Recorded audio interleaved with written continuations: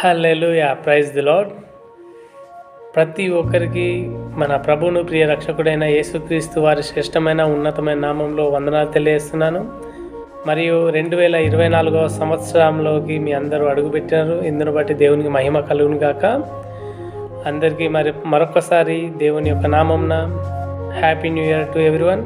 కొత్త సంవత్సర శుభాకాంక్షలు. మరి ఈరోజు నేను నా యొక్క సాక్ష్యాన్ని 2023లో దేవుడు చేసిన మేలులను మీతో పంచుకోవాలనుకుంటున్నాను. So this is Joshua Karraula. నేను మీ Joshua Karraula from Abundant Life Fellowship సమృద్ధి జీవ సావాస ప్రార్థన మందిరం నుండి.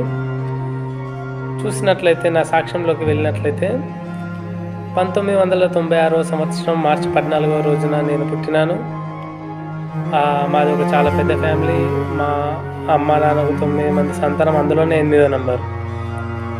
అయితే 1996 సంవత్సరం నుంచి 2018 వరకు నేను ఒక అన్యుల కుటుంబంలో, అంటే ఒక విగ్రహారాధన కుటుంబంలో పెరిగాను. సో 2018లో నా జీవితం ఒక టర్న్ జరిగింది. మా యొక్క స్నేహితుడి ద్వారా నేను దేవపూర్లోని, అంటే నేను నా యొక్క సొంత గ్రామమైన దేవపూర్లోని సమృద్ధి జీవ సావాస ప్రార్థన మందిరంలో నా స్నేహితుని ద్వారా ప్రయాణమై వెళ్ళినాను. అయితే అక్కడ మొట్టమొదటి వాగ్దానం ఏమని ఇచ్చానంటే, ఆ రోజు న్యూ ఇయర్ రోజున ఉదయం 9 గంటల ప్రాంతంలో నేను వెళ్ళాను, వాగ్దానం తీసుకున్నాను. 2018లో నా యొక్క వాగ్దానం, నీ పన్నుల భారం యెహోవా మీద మోపుము, అప్పుడు నీ ఉద్దేశంలో సఫలమగును అని వచ్చింది. సామెతల గ్రంథం 16వ అధ్యాయం 3వ వచనం. సో అప్పుడు అంతగానో నేనేం పట్టించుకోలేదు. అయితే 2018లో నేను వాగ్దానం తీసుకున్న 19, 20 2 సంవత్సరంలో దేవుడు నన్ను అటు ఇటు 2 సంవత్సరాలు కలకత్తా ప్రయాణం జరిగింది. నాకు కలకత్తాలో అప్రెంటిస్ జరగడం, అక్కడ దేవుణ్ణి తెలుసుకున్నాను. ఒక క్రైస్తవ కుటుంబం, ఒక బీహార్ వాళ్ళ కుటుంబం, ఒక క్రైస్తవ కుటుంబం ద్వారా దేవుణ్ణి తెలుసుకున్నాను. ఎంతో శోధనలో, ఒక ప్రమాదకరమైన పరిస్థితి, మరణకాల అంచుల్లో దాకా పోయిన ఒక క్రైస్తవ కుటుంబాన్ని పడుతుంది. అక్కడ హిజ్లీ అనే ప్రాంతంలో ఒక మందిరంలో నేను దేవుణ్ణి తెలుసుకున్నాను. సో అయితే 2021లో దేవుడు నాకు నీతో కూడా వచ్చి దేవుడని యెహోవా అని దేవోపదేశ కాండం 31వ అధ్యాయం 6వ వచనం ద్వారా నాకు వాగ్దానం ఇచ్చాడు. ఇక 2022 సంవత్సరం నా యొక్క వాగ్దానం, నేను మిమ్మును ఏర్పరచుకొని నియమించి తిని అని దేవుడు యోహాను సువార్త 15వ అధ్యాయం 16వ వచనం ద్వారా నాతో మాట్లాడారు. అదే 2023 సంవత్సరం నేనే నీకు ఆరోగ్యం కలుగజేసేదను అని దేవుడు నాకు వాగ్దానం ఇచ్చాడు. అయితే సో అదే రోజు నేను మందిరంలో సంతోషంతో నేను ఇట్లా వాకింగ్ చేసుకుంటుంటే కింద ఒక వాగ్దానం పడి ఉండే. అయితే ఆ వాగ్దానం నేను తెరిచి చూస్తే, నా దేవుడు నా ప్రార్థన ఆలకించుడని మీకా గ్రంథం 7వ అధ్యాయం 7వ వచనం ద్వారా దేవుడు నాతో మాట్లాడాడు. సో 2023 సంవత్సరం నాకు 2 వాగ్దానాలు దేవుడు ఇచ్చినట్టు. అయితే చూసుకున్నట్లయితే దేవుని ప్రియ సంగమా, నా గురించి చూసుకుని నేను పుట్టినప్పటి నుండి 2022 అక్టోబర్ 13 వరకు నేను ఇక్కడనే ఉన్నా. అంటే ఏదో మన ప్రాంతంలో, తెలంగాణ ప్రాంతంలో పని చేసుకుంటూ ఉన్నా. అక్టోబర్ 14వ తేదీ 2022 సంవత్సరం నేను పని నిమిత్తమై మహారాష్ట్ర వెళ్ళిన. అక్కడ ఒక ఓపెన్ క్యాస్ట్లో పని చేయడానికి సూపర్వైజర్గా. అయితే అప్పుడు నాకు అసలు ఓపెన్ క్యాస్ట్ అంటే తెలియదు. నాకు అసలు ఆ వర్క్ మీద 0 నాలెడ్జ్ టోటల్. నాకు చాలా అవమానాలు ఎదురైనాయి అక్కడ. ఏం చేయాలో అర్థం కాదు. చాలామంది హేళన చేసేవారు. ఒక 2 months నేను చాలా కష్టపడ్డా. ప్రభువా, నా పరిస్థితి ఏంది, మరి ఈ యొక్క మరి నాకు తెలియని పనిలోకి ఎందుకు మీరు తీసుకొచ్చు అని ఎంతో బాధపడ్డా. నా భార్యతోటి, సతీమణితోటి ఎంతో మరి నా పరిస్థితి ఇట్లా ఉన్నది అని నా భార్య నాకు తోడున్నది, చాలా ధైర్యం ఇచ్చేది. సో దేవుడికి మొరపెట్టిన, నా దేవుడు నా ప్రార్థన ఆలకించును.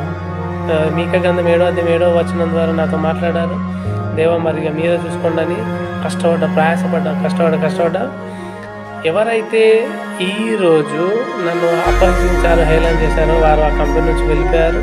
సో కానీ దేవుడి యొక్క కృప చేత నేను ఇప్పటి వరకు ప్రతి ఒక్క సార్ల దృష్టిలో, ప్రతి ఒక్క క్యాంప్ అందరిలో, ప్రతి ఒక్క వర్కర్ దృష్టిలో सीनू सर बहुत अच्छे हैं, ये आदमी बहुत अच्छे हैं, ఈయన చాలా మంచివాడు, ఈయన ప్రేమతో మాట్లాడతాడు, ప్రతిదీ ప్రేమతోటే ఉంటారు, ప్రతిదీ డిస్కషన్ ప్రేమతోటే చేస్తారు అని ప్యార్ సే బాత్ కర్తే లడ్క అని చాలామంది అంటారు. చాలు, ఇదంతా దేవుని యొక్క ప్రేమ, దేవుని యొక్క కృప. నన్ను ఎవరైనా అడిగినట్టు నేను నా సాక్ష్యం చెప్తాను. సో దేవుని దయ వల్ల అవమానం అనే ఒక టాపిక్లోకి మనం వెళ్ళినట్లయితే, ఈ అవమానం నుంచి, నిందల నుంచి, హేళన నుంచి దేవుడు నన్ను గట్టెక్కించండి. కేవలం ప్రభువా మీ యొక్క జ్ఞానాన్ని ఇవ్వండి. ఆ జ్ఞానం ద్వారా నా మైండ్స్ అంటే ఏదో తెలియన్నాను. ఈరోజు ఒక మంచి తోడుగా పనిచేసే ఒక వ్యక్తిలాగా మంచి జ్ఞానాన్ని దేవుడు దయచేశాడు. ఇది మొదటి ఒక దేవుడు చేసిన దేవుడు. అక్కడ ఉండగలిగిన ఒక రూమ్ తీసుకొని, ఒక ఫ్యామిలీని పెట్టుకొని అక్కడ ఉండగలిగిన ఇప్పటి వరకు దేవునికి స్తోత్రం కలుగును గాక. ఇక రెండో టాపిక్లోకి వెళ్ళినట్లయితే అనారోగ్యం. అయితే ఈ సంవత్సరం 2023 సంవత్సరంలో నేను ఎంతో ఘోరమైన అనారోగ్య పరిస్థితుల్లోకి వెళ్ళిన. నా శరీరం పైన విష ప్రయోగం జరిగింది, నా శరీరం పైన. అది నాకు తెలియదు.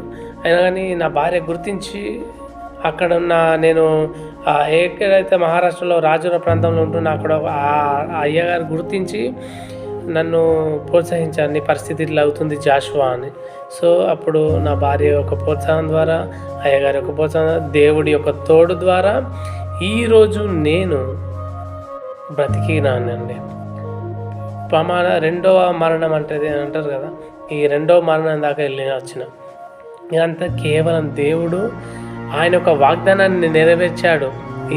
నాకు 2023 వాగ్దానం, నేనే నీకు ఆరోగ్యం కలుగజేసేదని అన్నారు. అవును ప్రభువా, మీరు నాకు ఆరోగ్యం కలుగజేశారని అన్నారు, మరి కలుగజేస్తా అని అన్నారు. మరి నా పరిస్థితి ఇట్లా ఉందన్న వల్ల దేవుడు నిజంగానే ఆయన యొక్క కృపతోటి నాకు ఆరోగ్యం కలిగేసి ఈరోజు మీ ముందు సజీవుల లెక్కలో ఉన్నానండి. హల్లెలూయా. ఇక చూసుకున్నట్లయితే నా చదువు, అయితే దేవుడి యొక్క దివ్యమైన కృపతోటి నేను 2001 నుంచి 2010 తరగతి నా యొక్క విద్యాభ్యాసం అయిపోయింది. స్టడీ 10వ తరగతి. 2011లో నేను మైనింగ్ ఇంజనీర్లో జాయిన్ అయినాను. సో కానీ చేతబడుల ప్రయోగం ద్వారా నా యొక్క పరిస్థితులు వల్ల బాగలేని కారణంగా నేను ఒక స్టడీ మొత్తము ఫెయిల్ అయిపోయాను టోటల్గా. అయితే 2011 నుంచి 2014 వరకు నా యొక్క ఇంజనీరింగ్ డిప్లొమాతో టోటల్ ఫెయిల్. మైనింగ్ డిప్లొమాలో 2014 నుంచి 16 వరకు ఐటీఐలో జాయిన్ అయినా. ఇక 16 నుంచి 18 వరకు రైల్వే అప్రెంటిస్ కోసం అప్లై చేశాను. 2018, 2019, 2020 నేను అప్రెంటిస్ కలకత్తాలో జాయిన్ అయినా. సో అప్పటి నుంచి మళ్ళీ నా జీవితం దేవుడిలోకి వచ్చింది ఇలా.